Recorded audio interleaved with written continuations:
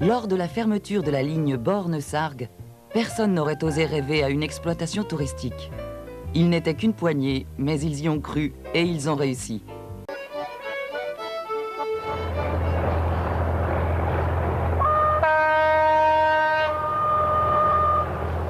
Dans la composition des grands jours, on reconnaît en tête l'X3900 de commandement qui a fréquenté toutes les lignes de France.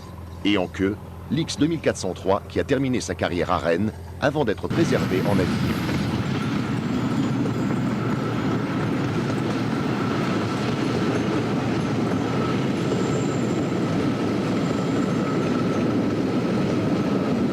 En temps normal, l'exploitation des 16 km du tronçon Rion-Lugarde incombe au 2400 en solo, comme il y a 25 ans, pendant la période de transition que la série a dû assurer ici, entre l'extinction des ADP et la généralisation des 2800.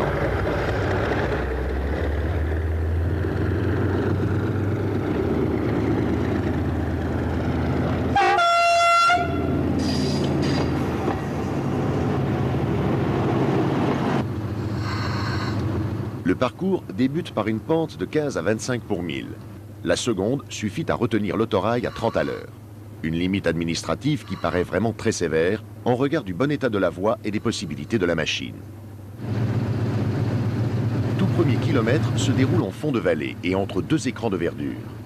Ici, rien ne permet encore d'imaginer que l'on va découvrir une des plus belles lignes du Massif central. Mais au débouché du tunnel de l'Estampes, le cadre naturel et le tracé ferroviaire prennent subitement une toute autre dimension. Voici l'immense viaduc de Barajol, un très bel ouvrage courbe dont les 12 arches portent le rail jusqu'à 57 mètres au-dessus du torrent.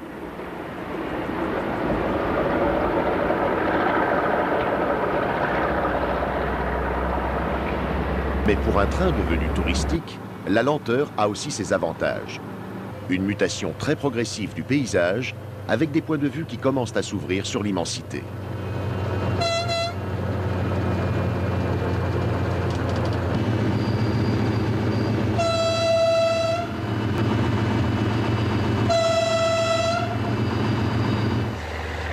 30 pour 1000 toujours, de part et d'autre du tunnel de Montagnat. Après Condat, l'autorail atteint l'altitude de 900 mètres.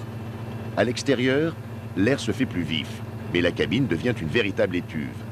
Juste derrière la cloison, les 12 cylindres donnent à plein, depuis déjà un bon moment. «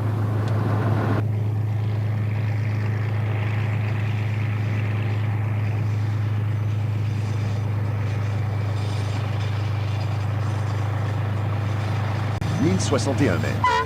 C'est l'altitude du col de Perfit, protégé des vents de tourmente par un épais rideau de sapin.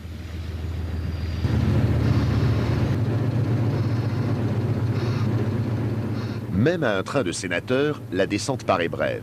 Voici déjà Lugarde. Une commune où l'on dénombre encore 300 habitants en comptant les écarts. Et aujourd'hui, un terminus ferroviaire.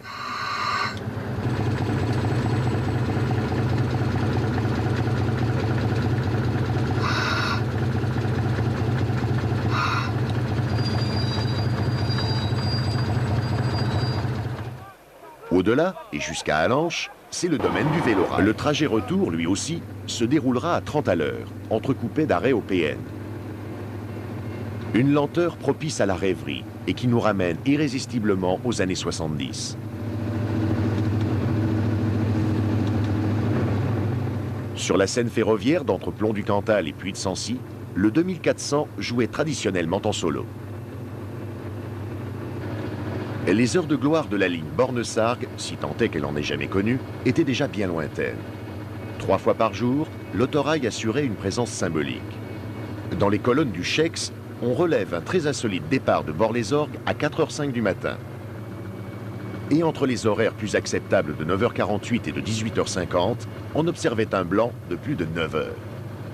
Dans ces conditions, les derniers fidèles devaient immanquablement passer à la route.